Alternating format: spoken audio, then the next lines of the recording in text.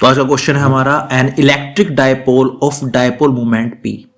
एक डायपोल है जिसका डायपोल मोमेंट है P। ये हमेशा -2 प्लस की ओर चलता है, ध्यान रखना। Is capped in uniform electric field, ये यूनिफॉर्म इलेक्ट्रिक फील्ड में रखा हुआ है, ठीक है।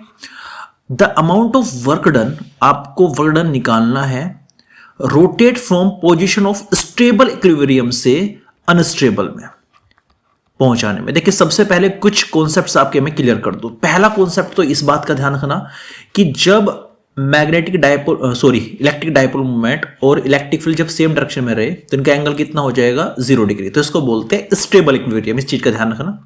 दूसरा, अगर मान के चलो P इधर है और E उधर है, इनके बीच एंगल कितना है, 180 डिग्री है।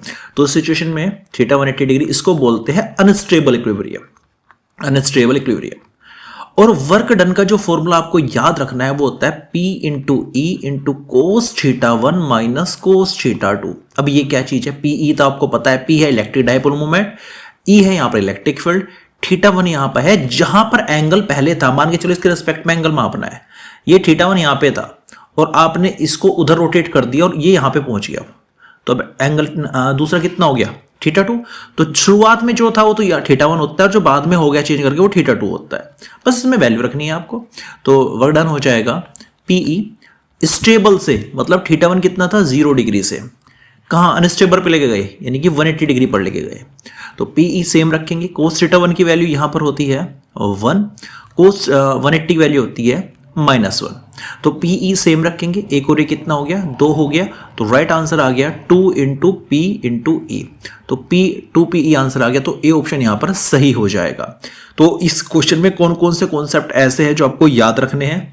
पहला कॉन्सेप्ट तो आपको याद रखना है, जब स्टेबल की बात हो तो थीटा हमेशा 0 डिग्री होगा। जब अनस्टेबल की बात हो, ये याद कर लेना, समझ तो गए आप, ये 180 डिग्री होता है। वर्क डन कह दे, एनर्जी कह दे, पोटेंशियल एनर्जी कह दे, रोटेट डायपोल यहां पे रखा हुआ है, ये -Q और ये +Q। एक तो पोजीशन फिक्स रख दो और ऐसे रोटेट कर दो इसको, ये ऊपर पहुंच गया, +Q ऊपर पहुंच गया, -Q यहीं कहीं है। तो ये कितना एंगल घूमा, मतलब पहले थीटा 1 किसके रेस्पेक्ट में, देखो थीटा 1 पहले था कितना और बाद में थीटा 2 कितना हो गया। तो ये होता है थीटा 1 और थीटा 2। थीटा 1 हमेशा वो होगा जहां वो पहले पोजीशन में था, थीटा 2 जो आपने चेंज करके बाद में कर दी गई है। तो ये इतने फॉर्मूले, इतने कॉन्सेप्ट मोर देन सफिशिएंट है इस क्वेश्चन के लिए। इस वैरायटी के जो भी क्वेश्चन बनते हैं वो आप इजीली कर लोगे। तो ये कॉन्सेप्ट दिमाग में रखना। आपको बता दें, इस तरह के क्वेश्चन देखने के लिए सीरीज पर बने रहिएगा।